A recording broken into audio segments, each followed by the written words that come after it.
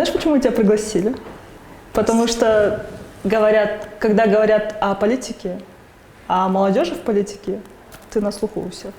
Но сегодня не о политике, сегодня о тебе. У тебя есть девушка? А чё? С какой целью интересуетесь? Это же интересно. Честно говоря, вот так, чтобы прям постоянно, так сказать, нет. Потому что сейчас чуть-чуть по времени тяжело, очень трудно, и что за всем успевать надо и так далее. Это вот где-то какой-то песне пелась, по-моему, первым делом, самолет, да? Где-то была такая песня, я сейчас уже забыл. Соответственно, ну а девушки потом, да? Ну, я думаю, что уже вот сейчас выборы закончились и так далее, вот потом можем рассмотреть все предложения. А вообще ваш взгляд на современную молодежь? Вы тоже яркий представитель молодежи. Об их увлечениях. Молодежь делится, мне кажется, на два в нашей стране, на два делится. Первое – это вот те, кто получил, значит, все возможности для самореализации. И на самом деле такая молодежь, она у нас сегодня прогрессивно, хорошо развивается во всех сферах, в спорте, в культуре, каких-то вот субкультурах. У нас настолько талантливые есть люди, вы знаете, талантливые диджеи, талантливые художники, талантливые фотографы. Но в то же время вот эта часть населения, да, эта молодежь, мне кажется, она вот живет по принципу «моя хата с краю, я ничего не знаю». Все вот. Они живут в своем пузырьке. Дом, клуб, работа, Вы говорите отдых. про общественную деятельность? Нет, вообще. Вот они живут только в своем пузырьке. Да, общественно, может быть, там даже... Не участвуют в каких-то... Не участвуют вообще ни в чем. И вторая часть молодежи, я думаю, это те, кому, к сожалению, с точки зрения именно вот возможностей. Равные возможности не были предоставлены. Вот там, значит, проблема в том, что качество образования гораздо другое, да, уровень жизни, достаток, да, другой. Но у них есть зато свои плюсы. У них есть свои плюсы. Они прекрасно понимают вот жизнь. Они прекрасно знают, они понимают смысл жизни. У меня как-то спросил вот один парень, говорит, знаешь, в чем смысл жизни? Я говорю, в чем? Он говорит, в том, что смысла нет. Я говорю, ну, конечно.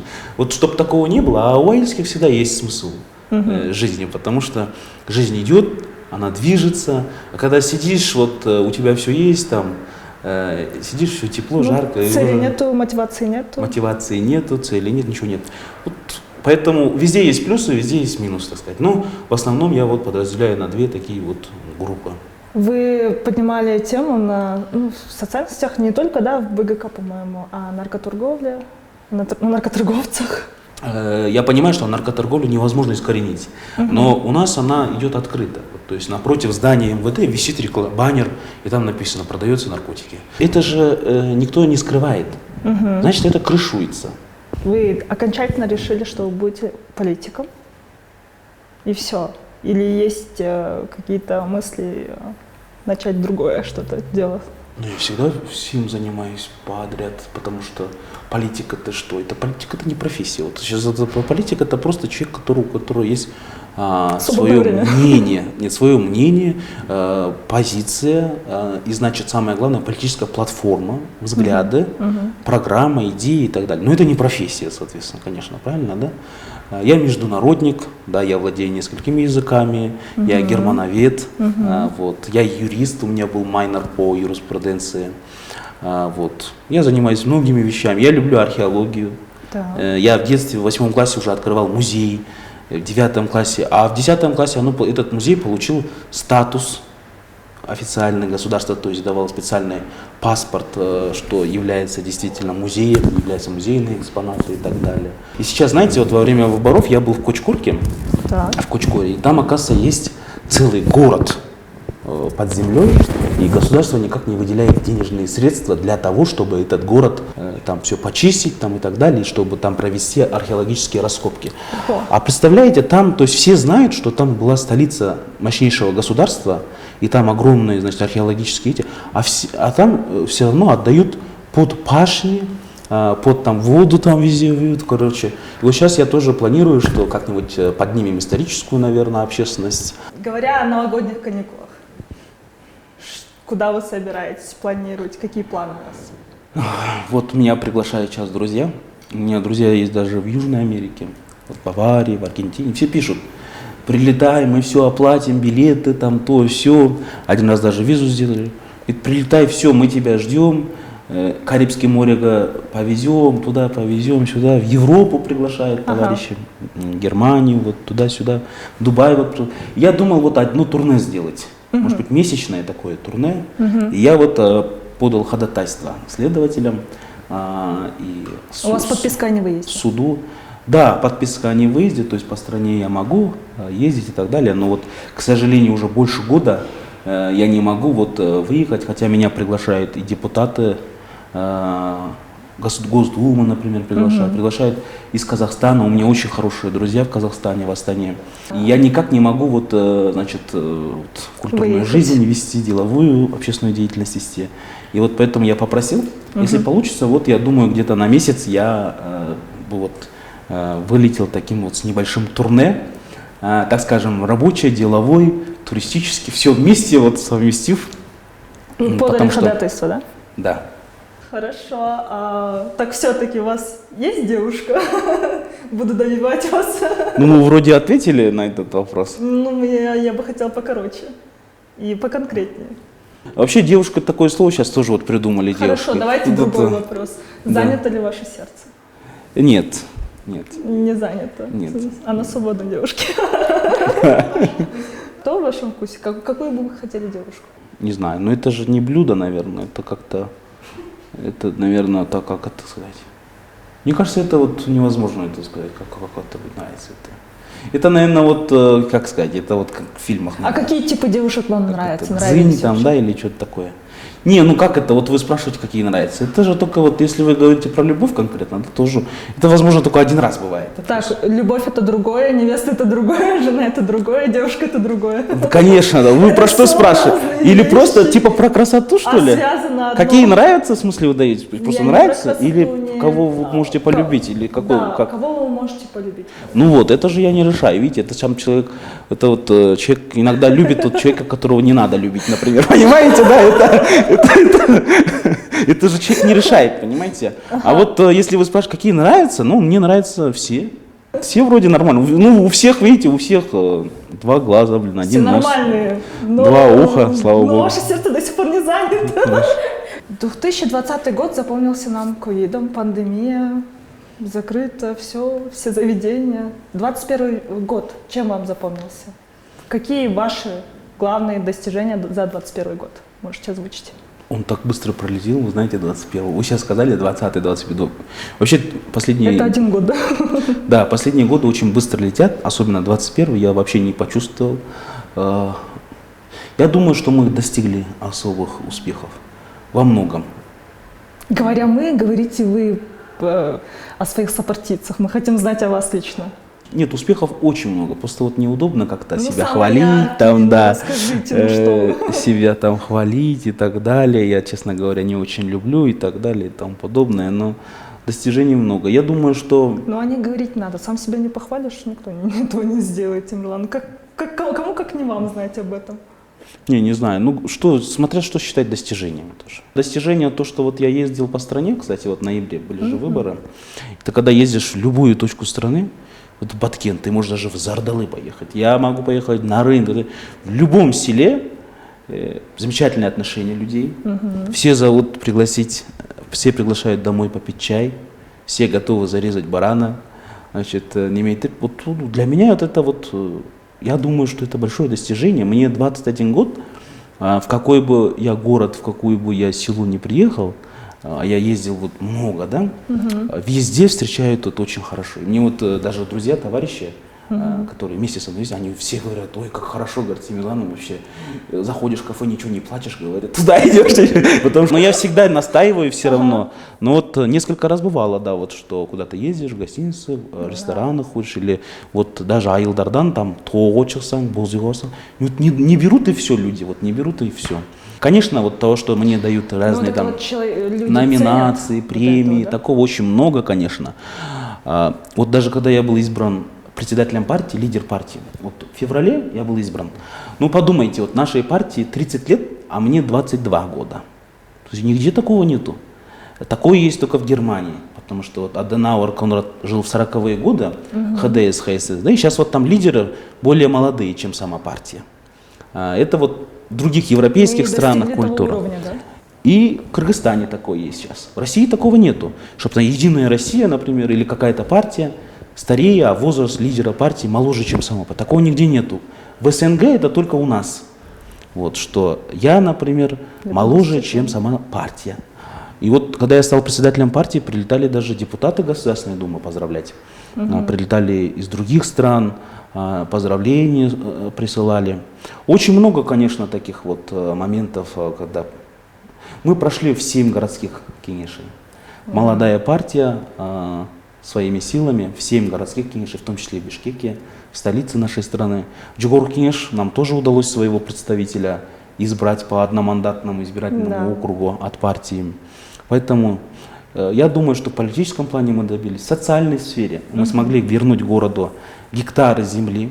Вы знаете, оказывается, в Киркамстроме, например, было продано за 10 тысяч сом 2,5 гектара земли, 2,7. То есть почти 3 гектара земли в Бишкеке было продано за 10 тысяч сом. Это я в шоке. Я вот сейчас начинаю изучать вопрос земли в Бишкеке. Все земли были отданы за 5 тысяч сом, 7 тысяч сом, бесплатно. А с чего это квартиры такие дорогие, я понять не могу. То есть, я вот всегда удивлялся, то есть, да, ну слушайте, в Средиземном море особняки стоят дешевле, чем однокомнатная квартира в Бишкеке. Да, и когда вот изучаешь, почему в Кыргызстане все дорого, приходишь к выводу только одному. Правильно пишут европейские аналитики, что люди, которым деньги приходят слишком легко, они ставят слишком высокие цены. Акча жөнеле келип колуна түшүп калганда, понимаете, вот это. Да. И в странах, где чиновники богаче, чем предприниматели, всегда все дорого. Вообще-то предприниматели должны быть самыми богатыми. Ну, это нормально, потому что они занимаются бизнесом. Вот. Потом должны быть те, кто оказывает услуги. И потом должны быть уже госслужащие, политики и так далее. Но и госслужащие, политики, то есть они не должны быть нищие, то есть. Все должны быть богатые, конечно, все должны быть богатые, но супербогатыми должны быть предприниматели, конечно. Но сегодня такого нету. То есть и даже вот эти строительные компании, видите, они же строят дома на чужих землях и вот отдают львиную часть средств, значит, они отдают владельцам земли, потом уходят расходы, и себе им какая-то малая часть остается. Вот. Поэтому я думал, что, в принципе, могли бы и подешевле делать. Даже хотя бы, если бы все было бы дешево, я бы не стал уже это, как сказать, вот эту, разворачивать вот эту всю земельную мафию, там, искать вот это все. Но просто стыдно, потому что я посмотрел, в городе мэрии около 15-16 земель гектарами были отданы под мечеть. Слушайте, а мечеть они строят на 50 сотках. А остальные 1,5 гектара, там 1,9 гектара они застраивают магазинами, ресторанами, там это. Слушайте, а под что вы брали? Где здесь этот самый? Целевого назначения получается. И самое главное, они ходят везде, говорят, вот я за свой счет построил мечеть. Мечеть построить там будет стоить $50 тысяч. А стоимость земли $10 миллионов. Вот они зарабатывают $9 950 000 чистыми. Садики, вот изучите историю садиков в Бишкеке, сколько из них закрыли, сколько из них во что превратили. То есть мы этим уже начали заниматься, ворошить. Буквально позавчера я получил письмо-гарантию от французского одного фонда по отстрелу. Вы знаете, что у нас в год на отстрел собак тратится 15 миллионов сомов из городского бюджета, а до этого тратилось в 2016 году 1,5 миллиона сомов. То есть 10 раз сейчас больше тратится. Тендеры выигрывают, вот в других городах выигрывают только строительные компании. Я не знаю, как строительные компании отстреливают собак, может быть, кирпичами в них кидают. А в Бишкеке это делает Тазалык. Но Тазалык на основании чего это делает, непонятно. Да, у них нет. И вы понимаете, должны быть полномочия. В городе нельзя, это вам не колхоз. То есть вот вышли, и там стреляют, а вдруг там бомж, вдруг там дети. Вдруг там... Они потом стреляют, эта кровь там остается вот так разможженная, мозги лежат, труп. Все эти трупы воняют. Они не ложат специальные спецпакеты, это все. Кровь лежит там застывшая. А самое главное, знаете что? Самое главное, что появляются вот хантеры. Уже в городе зафиксировано несколько случаев, когда люди приезжают на машине, например, Мерседес или какой-то машине, выходят, выскакивают и стреляют собак. Специально люди сами, да? Нет, видно, что это начинающие маньяки. Потому что вот почитайте детективы. Нет, криминалисты все знают, что любой маньяк, любой человек, который убивает, без причины и без мотива, кстати, самое тяжелое – это найти маньяка, потому что обычно, когда убийство, да, легко найти, кто убил. То есть ищут, кому это было выгодно, почему, с кем он ругался. Здесь нету ничего, понимаете? Вот представители медицинской сферы нам объяснили, что 90% случаев, когда собаки кусают людей, оказывается, что эти собаки не уличные были, Домашние. а домашние. Потому что собаки, которые родились на улице, они боятся людей. Да. Они не могут. А вот именно те, кто живут с людьми, они себя агрессивно чувствуют. Поэтому мы будем идентифицировать и всех владельцев. Потому что вот раз укусила, значит, собака, и они потом говорят: ой, это не моя собака, она там была. А ответственность не несут. То есть они должны понимать, если вы приручили кого-то, собаку, там, вы должны нести ответственность. Поэтому их надо всех тоже идентифицировать, вакцинировать, если необходимо стерилизовать, если так считают тоже их хозяева. Полностью за счет. Да, это все за счет французского фонда. Поэтому они прислали письмо-гарантию, и вот на днях, я думаю, мы мэру предоставим это письмо. Мы уже как раз договариваемся о встрече по этому поводу, но для нас это самое большое достижение. В то же время я хочу сказать, что вот этих собак до этого, понимаете, это 15 миллионов они брали из бюджета. Деньги не как просто так растаскивали все эти средства. Да. Никто не покупал вот эти, там же требуются вот эти, понимаете, спецпакеты, ничего это не проводилось. Более того, мясо они сдавали в рестораны. Мясо собак. И это есть зафиксированные случаи? Это зафиксировано. Есть показания сотрудников непосредственно того тазалыка. Это выходило в спецрепортажах. И вы же должны понимать, у нас в стране нет ни одного питомника. Нет. В любом случае, в любом ресторане, вот вы должны зайти в ресторан и спросить: покажите мне сертификат мяса. Вот, каждый день они должны, знаете, да, у них должна быть справка. Мясо, там, говядина, я не знаю, свинина, так я это не знаю, не собачатина. китайка, не какая-то, не корейские рестораны, это обычные рестораны тоже доставлялись. Ну, вряд ли. Это чаще всего это вот специализированные. Китайка и корейский сериал. Специализированные миллерги, собакаларный тернал-парк, вот они вот знавали. Это же ненормально. То есть там должны быть специальные собаки, не такие вот, которые вот застрелили с улицы, да. А вдруг это собака болела, там мясо не того качества, понимаешь, чем она питалась до этого, понимаете, да? Нет уже вот это. И вот это все мы сейчас, слава Богу, будем регулировать. Но вы понимаете, все равно вот этих собак они могут потом выкрадывать или еще что-то. Но после введения этой программы, когда в городе мы будем встречать застреленную собаку, это будет 100% говорить о том, что вот это уже не тазалык, уже 100%. Понимаете, да? Да. Вот опять появился какой-то маньяк начинающий. Вот он выходит и просто так стреляет по собакам, что больной какой-то, понимаете, да? И мы даже не можем отслеживать. А завтра он придет, кого-нибудь застрелит. То есть это ненормально, конечно. Если вот люди идут на улице, раз там стреляют, после стреляли, ой, собаку, ну ладно, тогда пошли. Поэтому вот это тоже я считаю каким небольшим достижением.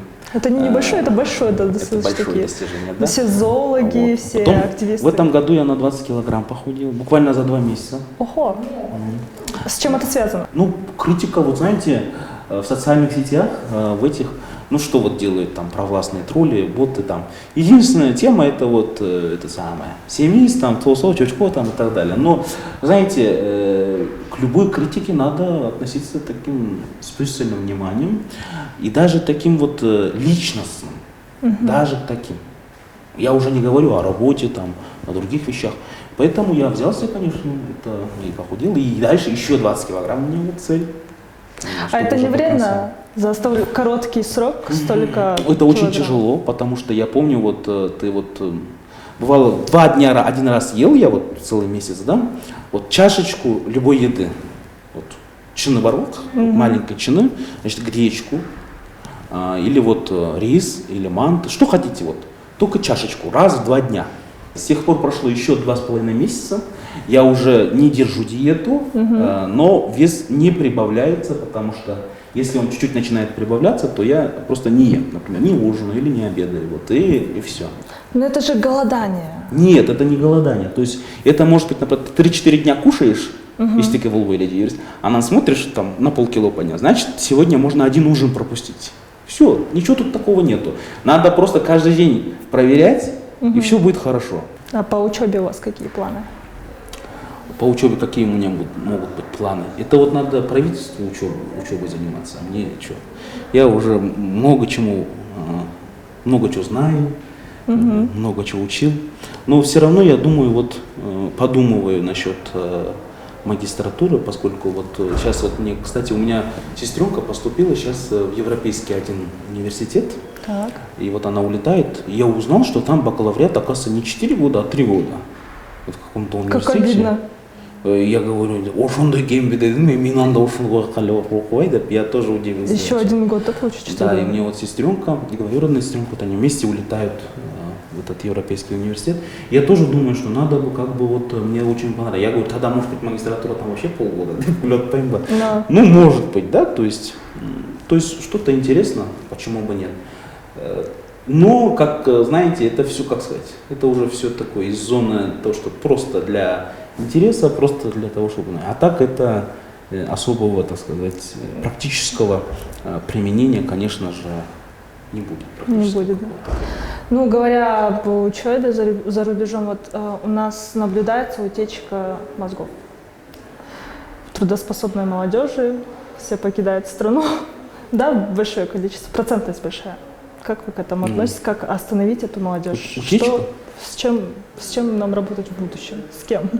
Утечка — это, наверное, когда вот труба, вот огромная труба, и там маленький, там струйчик вот куда-то идет, это утечка называется. Это не утечка, это, как это будет правильно называть? Это не утечка, это прям этот... Поток. Поток, да, это потоки просто. Это никак нельзя, конечно, назвать утечкой. Это здесь никого не осталось из умных людей практически. Да. Поэтому, если раньше, я же говорю, если раньше уезжали, например, только те, кто в поисках заработка на 2-3 года, там, пока квартиру не купим, шнекиды, шундай, да, то сейчас уже все, даже богатые, покидают страну. Бизнесмены, предприниматели, журналисты, известные стилисты, академики, ученые, художники. То есть это вообще ужас, конечно. Как это остановить и какие Ну, вы понимаете, вообще то есть будущее этих Кыргызстана? людей даже сейчас начинают уезжать люди, у которых нету вопросов, проблем финансовых. Понимаете, у них нет никаких проблем. У них нет проблем с законом.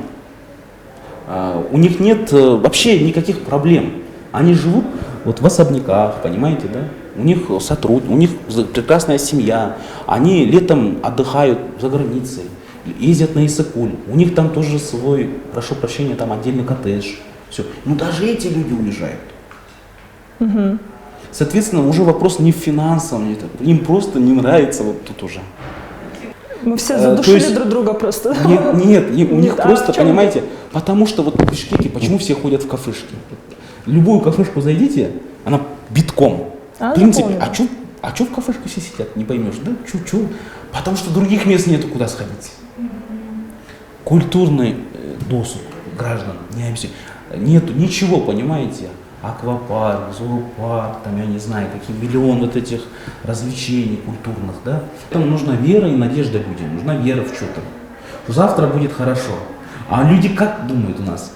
Ой, блин, завтра вообще будет хуже. Еще хуже. Да, и будет еще хуже. И вот это вот осознание, естественно, их толкает за рубеж. Всех выталкивает, и уже никто не хочет здесь оставаться, потому что все думают про будущее своих детей, никто не хочет. Особенно умные люди. Почему? Потому что, вот он будет здесь мучиться, что за общество, что за коллектив будет, понимаете, да? Вот это все оставляет какой-то отпечаток, к сожалению. Что бы вы пожелали кыргызстанцам в новом году? В новом году я бы пожелал кыргызстанцам верить в чудо, всегда верить в чудо, что оно вот-вот произойдет. И, как говорится, я всегда кто-то всегда смеется, верить в то, что в этом году, я говорю, мы обязательно дойдем до дна уже и, как сказать, оттолкнемся и будем развиваться. Я говорю, уже, и все смеются. Я говорю, нам уже надо когда до дна еле дотянуть уже и оттолкнуться. А на сайт Хандай нечего переживать. Чем сейчас всплывать, например, уже легче уже до дна идти. Поэтому не переживайте, все в соответствии с планами. Все по плану, да? Да, успехов, крепкого здоровья. Самое главное выжить, Вот, ну, пусть нас Бог всех хранит от невзгод, и чтобы мы всегда вот так вот встречались. Аки просит тоже успехов, побед. Спасибо. Самая правильная, достоверная информация всегда, проверенная, без фейков, вот это всех очернения, лжи, грязи и так далее. Самая хорошая, правильная такое средство массовой информации. Назовите любого человека, которого бы вы хотели видеть у нас здесь. Имеется в виду из тех, кого вот общество знает, мы же, в принципе, знаем вот достижения наших выдающихся людей, вот, которые получили там медали на Олимпиаде, да, которые прославляют. Мы их достижения все видим, отслеживаем, мне кажется, и без Но это этого. все на слуху видно. Да, а интереснее будет, конечно, послушать про достижения тех, кому мы платим деньги из государственного бюджета, естественно, так выделяем, и они должны вот отчитываться о своих достижениях. Их послушать, конечно, гораздо интереснее. В этом свете, конечно, надо послушать, мне кажется, вот особенно вот вы правильно подчеркнули, что сейчас идет ковид, что идет вот и так далее. И вот я бы пригласил бы вот Аконитова министра, потому что очень много проблем в сфере здравоохранения, омикрон вот движется, это новый вид болезни. Поэтому я бы вот его пригласил бы и задал бы ему очень много вопросов интересных вот, о его достижениях.